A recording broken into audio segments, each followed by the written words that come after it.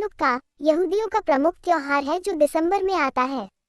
आमतौर पर उस समय गांव से शहर जाने वाली सड़क बर्फ से ढकी होती है, पर इस साल सर्दी थोड़ी नरम थी। ज्यादातर समय अच्छी धूप थी। अरेन रोएदार खालों का धंधा करता था। इस साल उसकी कुछ कमाई नहीं हुई थी, इसलिए उसने परिवार की पुरानी बकरी मित्तो को बेचने का निर्णय लिया। बकरी एक तो बूढ़ी थी और दूध भी कम देती थी। शहर के कसाई ने बकरी के बदले 8 सिक्के देने का वादा किया। इन पैसों से हनुक्का के लिए मोमबत्तियां, आलू, तेल और बच्चों के लिए उपहार खरीदे जा सकते थे। उनसे घर की अन्य जरूरतें भी पूरी हो सकती थी। अरेन ने अपने बड़े बेटे रुबिन से बकरी को शहर ले जाने को कहा। कसाई के पास जाकर बकरी का क्या हाशा होगा, ये रुबिन को अच्छी तरह पता था, परंतु उसे पिता के आदेश का पालन करना ही था। ये खबर सुनकर रुबिन की माँ की आंखों में आंसू छलक आए और रुबिन की बहनें एना और मिरियम जोर जोर से रोने लगी। रुबिन ने अपनी रुई वाली जैकेट और टोपी पहनी। टोपी से उसके कान ढक जाते थे। सफर के लिए उसने अपनी जेब में 2 डबल रोटी के टुकड़े और पनीर भी रखा। फिर उसने मित्तो के गले में रस्सी बांधी और सड़क पकड़ी। शाम तक उसे बकरी को कसाई के हवाले करना था। रात कसाई के घर बिताकर अगले दिन शाम तक पैसे लेकर रुबिन को घर वापस आना था। जाते समय पूरे परिवार ने रुबिन को यात्रा की शुभकामनाएं दी। मित्तो शांति के साथ खड़ी रही। रुबिन ने जब उसके गली में रस्सी बांधी तो बकरी ने उसका हाथ चाटा। मित्तो लोगों पर यकीन करती थी। आसपास के लोगों ने उसे हमेशा कुछ खाने को दिया था। उन्होंने कभी कोई नुकसान नहीं पहुंचाया था।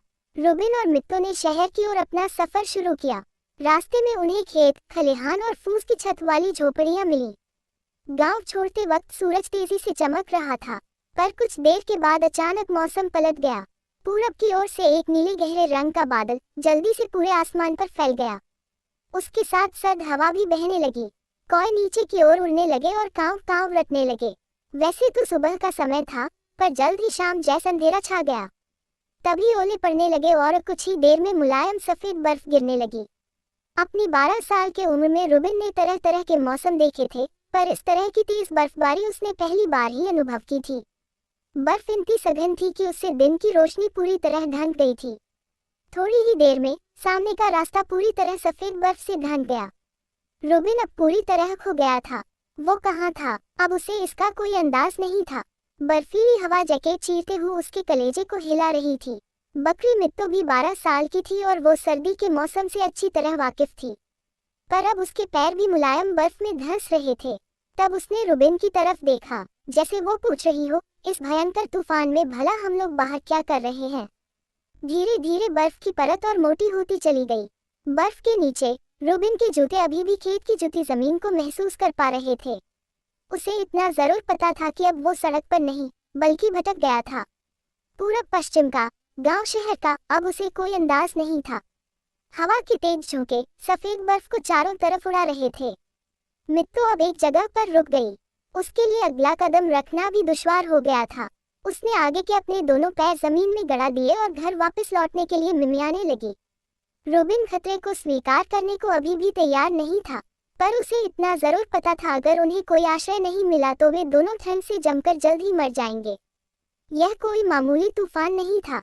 बर्फ की परत अब उसके घुटनों तक आ पहुंची थी। उसके हाथ सुन्न हो गए थे और वो अपने पंजों को महसूस नहीं कर पा रहा था। मित्तो का मिमियाना अब रोने की आवाज में बदल गया था।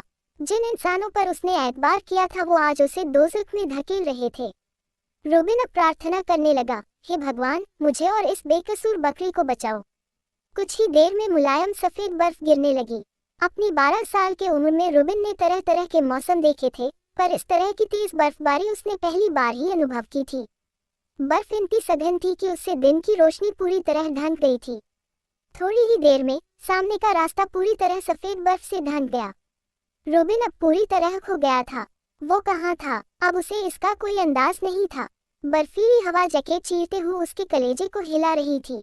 बकरी मित्तो भी 12 साल की थी और वो सर्दी के मौसम से अच्छी तरह वाकिफ थी, पर अब उसके पैर भी मुलायम बर्फ में धंस रहे थे।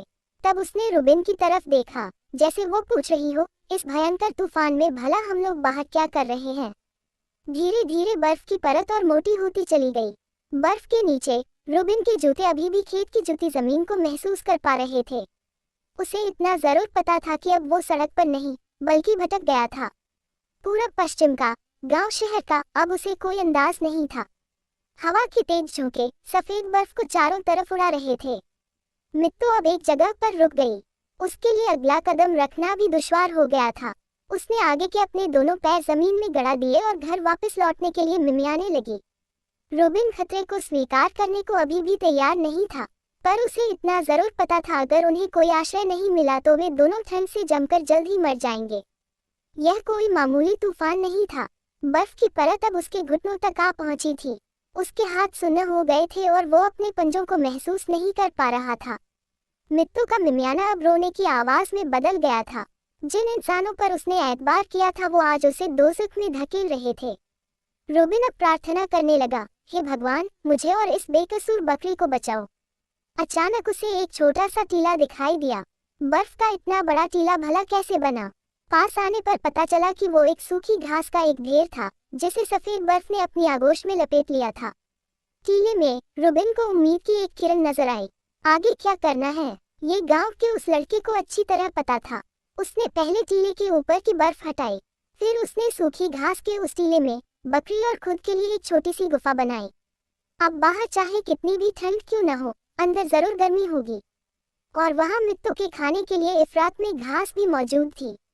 जैसे ही मित्तू ने घास की खुशबू सूंघी वैसे ही उसका मिमियाना बंद हो गया और उसने घास खाना शुरू कर दी। क्योंकि बाहर अभी भी बर्फ पड़ रही थी इसलिए रुबिन ने गुफा का मुंह बंद कर दिया। अंदर हवा आने के लिए उसने लाठी से घास के टीले में एक छेद जरूर बनाया। पेट भरकर घास खाने के बाद मित्तू अपने पिछले पैरों को मोड़कर आराम से बैठ गई। ऐसा लगा जैसे लोगों के प्रति उसका आत्मविश्वास पुनः स्थापित हुआ हो। रुबिन ने डबल रोटी के टुकड़े और पनीर खाया, पर इस मुश्किल यात्रा के बाद उसे अभी भी भूख लगी थी। उसने देखा कि मित्तू के थन दूध भरे थे। रुबिन बकरी के पास ही लेट गया। फिर रुबिन ने बकरी के थनों को दबाया जिससे दूध सीधा उसके मुंह में जाकर गिरे। दूध गाढ़ा और मीठा था। मित्तू इसलिए बहुत खुश थी क्योंकि रुबिन उसे एक ऐसे घर में लाया था जिसकी दीवारें, छत और फर्श सभी खाने लायक थे। रुबिन ने छेद में से बाहर झांका। बाहर एकदम भुप्पा अंधेरा था। क्या अंधेरा तूफान की वजह से था या फिर रात हो गई थी? भगवान की बहुत कृपा थी क्योंकि घास की गुफा में इतनी ठंड नहीं थी। घास के टीले में से जंगली फूलों की सोंधी सोंधी खुशबू। रुबिन और मित्तू ने घास के उस टीले में 3 दिन बिताए। रुबिन मित्तू के साथ ही बड़ा हुआ था। वो उसे हमेशा से प्यार करता था, पर इन 3 दिनों में मित्तू के प्रति उसका अनुराग बेशुमार बढ़ा था। मित्तू रुबिन को दूध पिलाती और उसे गर्म रखती। अपनी धीरज से वो उसे शांत रखती। इन 3 दिनों में रुबिन ने उसे न जाने कितनी कहानियां सुनाई जिन्हें मित्तू ने अपने कान खड़े कर बड़े ध्यान से सुना। जब रुबिन उसके माथे को सहलाता तो मित्तू उसके हाथों को प्यार से चाटती। जब वो कहती माँ तो उसका अर्थ होता मैं भी तुमसे प्यार करती हूँ। तीसरी रात तूफान कुछ थमा और बाहर आसमान में चांद चमका। दूर दूर तक फैली चांदनी में बर्फ चमकने लगी। फिर रुबिन घास के टीले को खोदकर बाहर निकला। बाहर सफेद सन्नाटा था। आसमान में तारे चमक रहे थे और चांद अपनी निर्मल रोशनी चारों तरफ बिखेर रहा था। चौथे दिन सुबह रुबिन को बाहर बर्फ पर फिसलने वाली बेपहिया गाड़ी की आवाज सुनाई दी। घास का टीला सड़क के काफी पास था। गाड़ी पर सवार किसान ने रुबिन को कसाई के पास शहर जाने का रास्ता नहीं बल्कि गांव वापस जाने का रास्ता बताया। टीले में रुबिन ने प्रण लिया था कि वो मित्तू को कभी नहीं बेचेगा। परिवार और पड़ोसियों ने रुबिन और बकरी को ढूंढने की बहुत कोशिश की, परंतु उन्हें उनका कोई नामोनिशान नहीं मिला। वह दोनों हमेशा के लिए कहाँ खो गए। माँ और दोनों बहनें रुबिन को याद कर फूट फूट कर रोई। पिता बाहर से शांत पर वो भी अंदर से बहुत दुखी थे। तभी एक पड़ोसी दौड़ता हुआ आया। उसने रुबिन और मित्तू को सड़क पर आते हुए देखा था। इससे परिवार में खुशी की एक जबरदस्त लहर दौड़ी। रुबिन ने उन्हें पूरी कहानी सुनाई, कैसे उसे एक घास का टीला मिला और कैसे मित्तू ने उसे दूध पिलाया। उसके बाद से परिवार में सबने मित्तू को बेचने का इरादा छोड़ दिया। अब क्योंकि कड़ाके की सर्दी पड़ने लगी थी इसलिए लोगों को गर्म खालों की जरूरत पड़ने लगी थी। इससे अरेन का धंधा चल निकला था। हनुक्का के त्योहार पर रुबिन, मिरियम और एना ने मोमबत्तियां जलाने के बाद ड्राइडी नाम का वाद्य यंत्र बजाया। मित्तू अलाव के पास बैठी झिलमिल करती मोमबत्तियों और बच्चों को देखती रही। कभी कभी रुबिन उससे पूछता, मित्तू क्या तुम्हें मेरे साथ घास के टीले में बिताए दिन याद हैं? तब मित्तू मुस्कुराती और अपना सफेद सिर हिलाते।